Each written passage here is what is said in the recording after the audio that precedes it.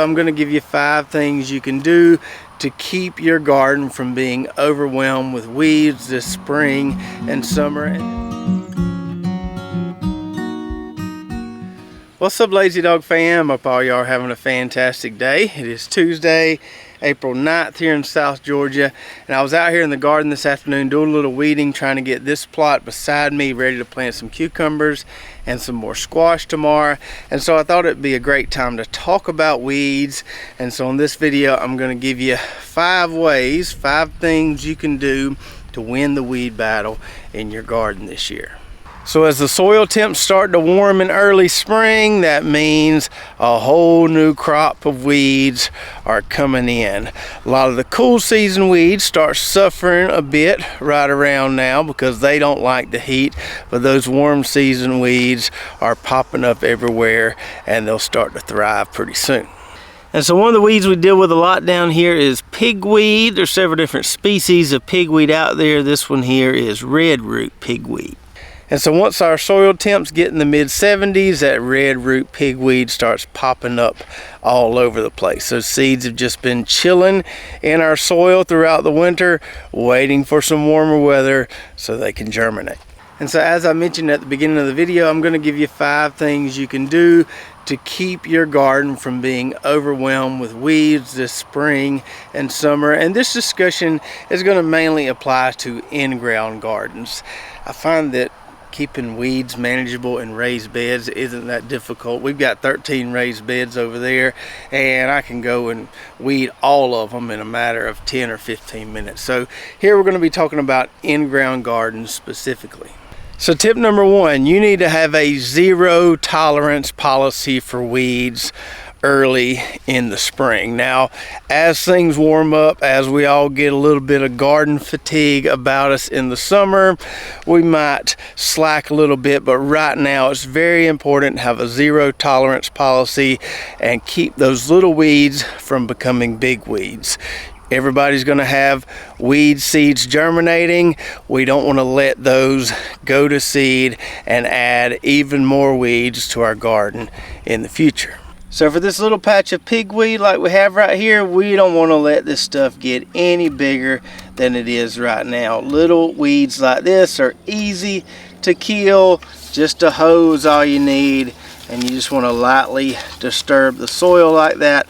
A few of those may re-root, but we have significantly helped our garden by not letting those get any bigger. So the tiny ones like that are easy to kill with a hand hoe, a wheel hoe. Some people will even use a rake. Just a very light disturbance will often keep those from coming back, and that frequent shallow disturbance will also help some of you out there that deal with fire ants. Do that frequent disturbance in your garden, very light, just on top of the soil. Fire ants don't like that. They'll move somewhere where they're not being bothered all the time.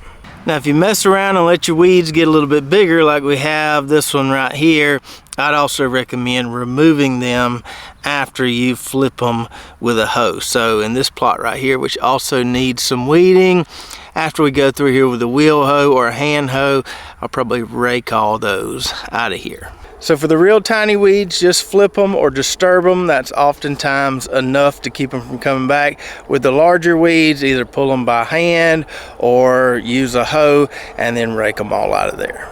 And it's extremely important to do this very early when you've got direct seeded crops like our sweet corn here, say beans and peas. We can see some corn popping up there. It's not quite tall enough where I feel comfortable getting in here and weeding a little bit. We can see some crabgrass, some pigweed popping up in there. So as soon as this corn grows a few more inches, we're definitely going to need to scratch around in here a little bit. And then tip number 2, which may or may not be feasible or practical for your garden, is using drip irrigation. By using drip irrigation, we're not watering the entire garden at one time. We're just watering where our plants are, which allows us to stop the weeds from exploding all at once. Now, obviously, we can't help when it rains. When it rains, it's going to water the entire plot. But when it's not raining, we're not putting water over the entire plot. We're not allowing all those weed seeds to germinate at one time.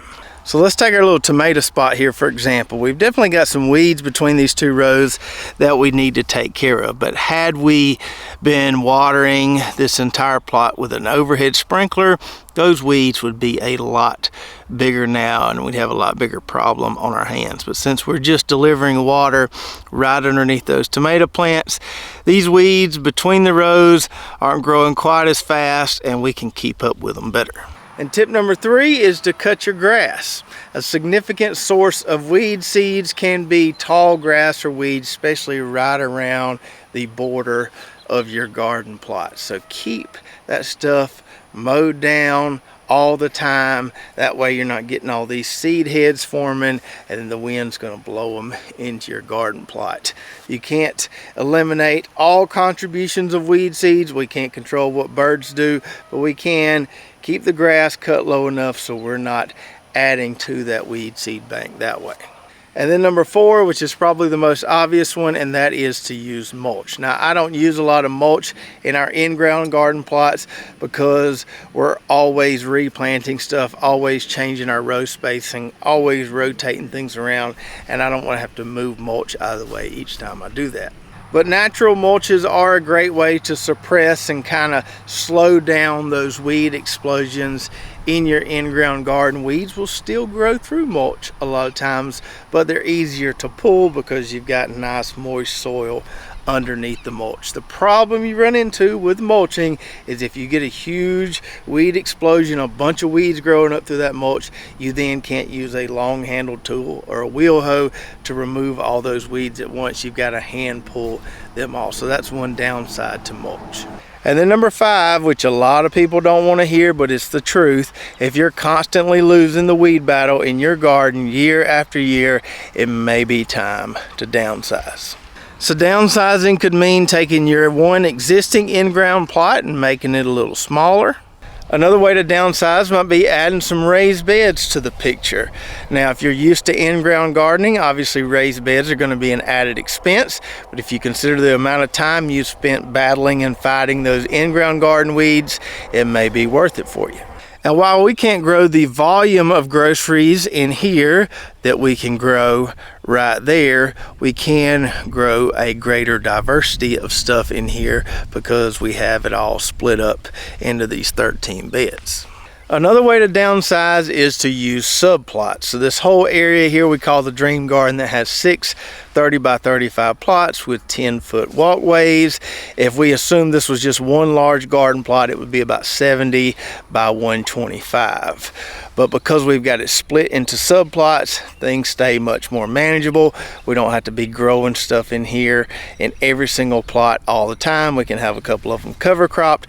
We're not worried about keeping up with weeds in all 6 plots at one time. So if you've got a large garden plot, weeds are getting the best of you, think about splitting it up, sacrificing a little space for walkways. I promise you, you won't miss it, and your garden will look a lot better because you won't be fighting weeds in the whole thing at one time.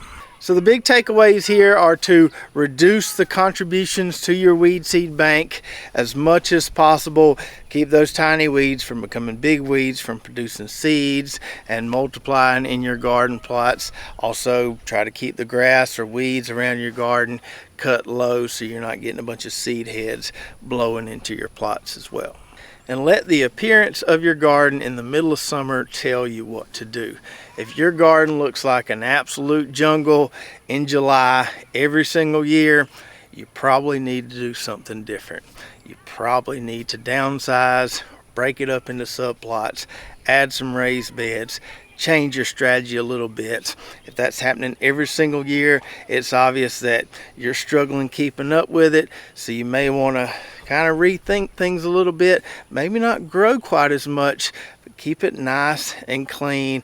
Get a handle on that weed seed bank, and I promise you, you'll enjoy your garden a lot more. So I hope you enjoyed the video today, and if you've got any other tips for weeds that you feel I left off the list, please do share those in the comments below.